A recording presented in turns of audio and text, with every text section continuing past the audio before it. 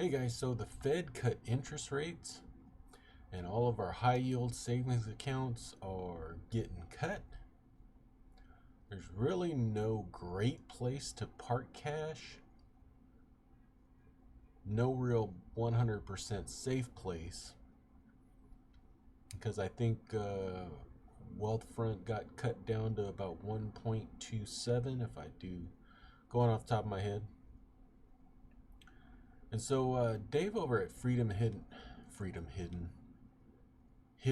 Investing told me about a ETF that he's looking into parking some cash. So I started looking over and seeing if there were alternatives to the ones he was talking about. So today I'm sharing with you three, and they have very similar objectives. When you're looking at a cash alternative other than savings accounts, and you're looking at bond funds, okay, bond ETFs, what you want to look for is the least volatility. You want short maturity. The shorter the better. That just means the maturity is the length of time that the bond matures and you get your money back. So how bonds work, let's just say you buy a $100 bond and it's a 2% bond over 1 year. So you get $100. You buy it for $100.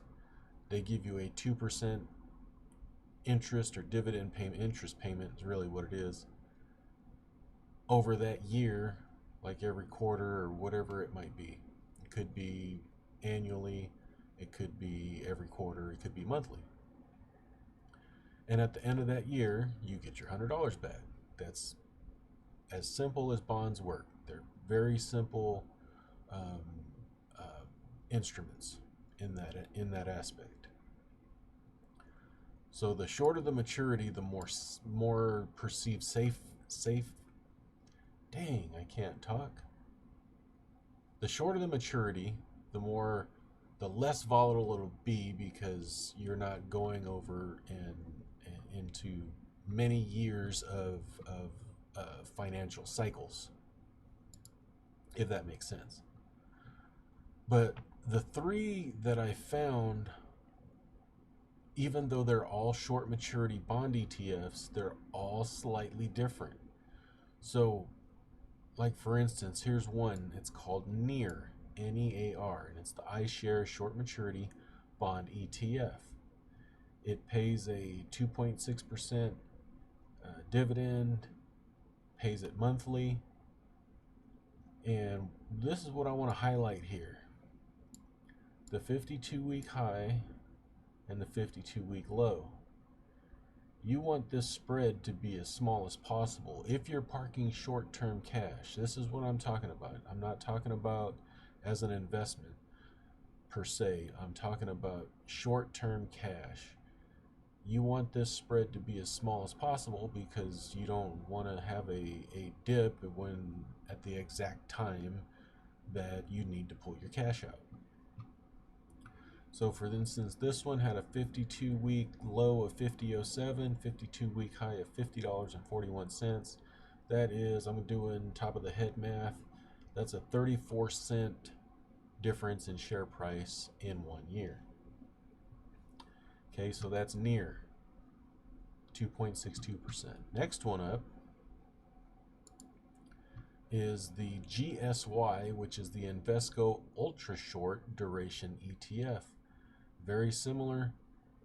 A lot of these will be invested in investment grade corporate bonds, short-term investment grade corporate bonds. So this one had a 52. This one pays 2.48%, pays it monthly, and it had a 52-week low of $50.17, 52-week high of $50.51. For a, what is that, 30, is that another 34? 34-cent spread between low and high. And the last one is the one Dave suggested. And this one is ICSH, which is the iShares US ETF Trust Ultra Short Term Bond ETF. It also pays a 2.48% dividend yield, and its 52-week low was $50.18 and $50.49 for a, this one's got the lowest spread, 31-cent spread between the 52-week low and the 52-week high. Now, the one thing that I wanted to look at for this was I wanted to look at our nearest correction. And that nearest correction happened in December of 2018. So let's go back here and look at near, and we'll click on a 5-year chart, and we'll see what happened to near. If I can just find a peak here.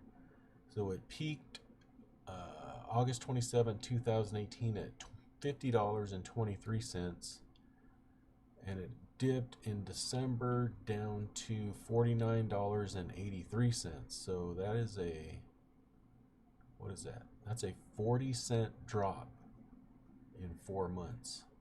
That's not that, you know, I don't like that. And I'll show you why when we get over there. I'll show you why that did that, I believe. The next one is GSY. We'll go to the 5-year chart.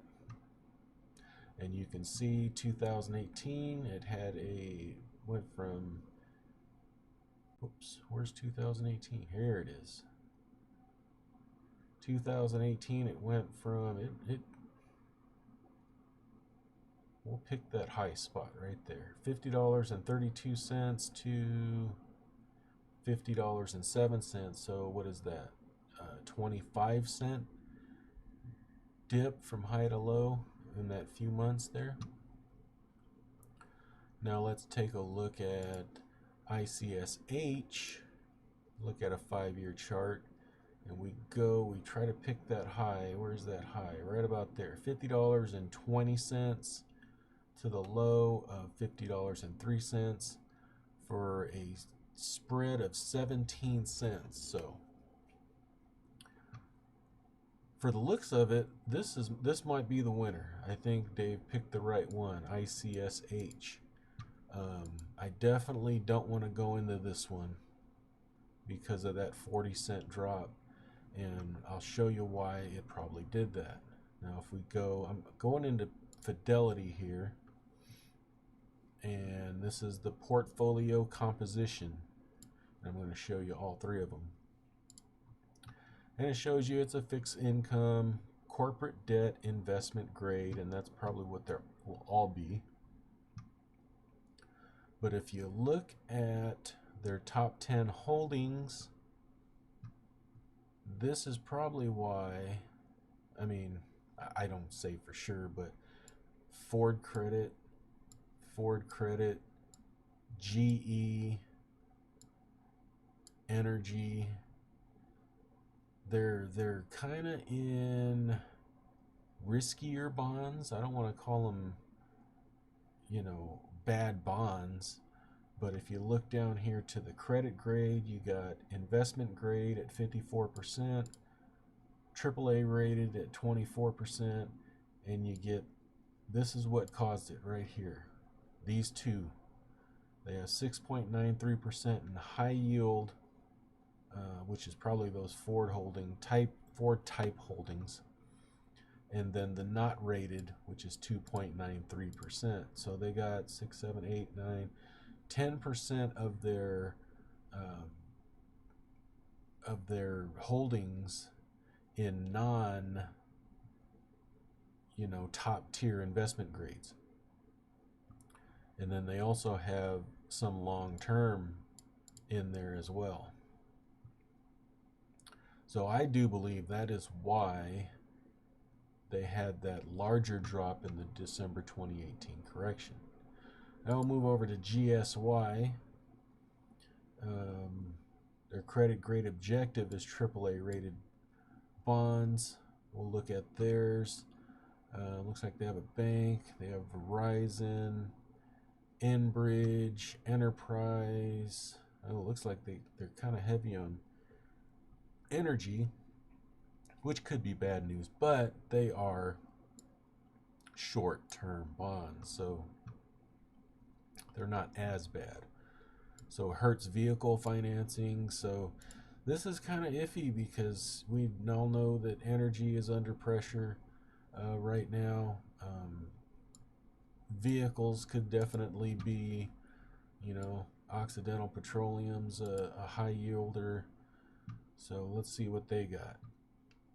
So they have a little less than high yield, but they have 2.3%.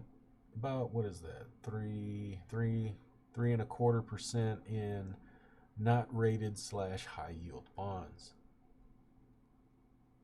And then last on the list is ICSH. We'll look at their top 10 holdings. They have a bank, Verizon, AbbVie, American Express, Goldman Sachs, Coca-Cola, another bank, and another bank. So, and if you look at their investment grade, they are at 38%. They have 4% that's not rated and 1.78% in AAA rated. Now they do have a large cash holding. It's not necessarily in cash. It's a little complicated to explain this, but part or all of this cash position may represent cash in lieu of marketable securities and not actual cash. So if I were to pick one, it would probably be ICSH. It actually would probably be between GSY and ICSH. I would eliminate NEAR just because of this 40-cent drop in December of 2018. I don't know what bonds they were holding at the time, but apparently they weren't as quality enough to where it actually reacted, with that correction we had in December of 2018. Bonds should not, a bond fund should not react like that. That's supposed to be short maturity. So it would have to be GSY. They're just, it's a little iffy compared to the flatter,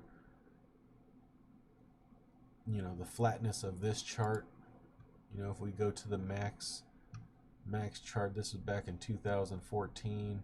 It was $50.04 then in 2013, end of 2013, and it's $50.47 now. So if we look at Invesco's back in 2010, it's pretty flat too. $49.92 to its $50.49 today. I think we'd have a bigger spread here on the iShares NEAR. It had $50 and oh no, look at that. $50.01 to the today's $50.34. So if I were to have to pick one, I would have to be probably ICSH, because it has the lowest expense ratio. I didn't even touch on that, of 0.08. The Invesco one has 0.23, and the iShares NEAR has 0.25. They all pay monthly,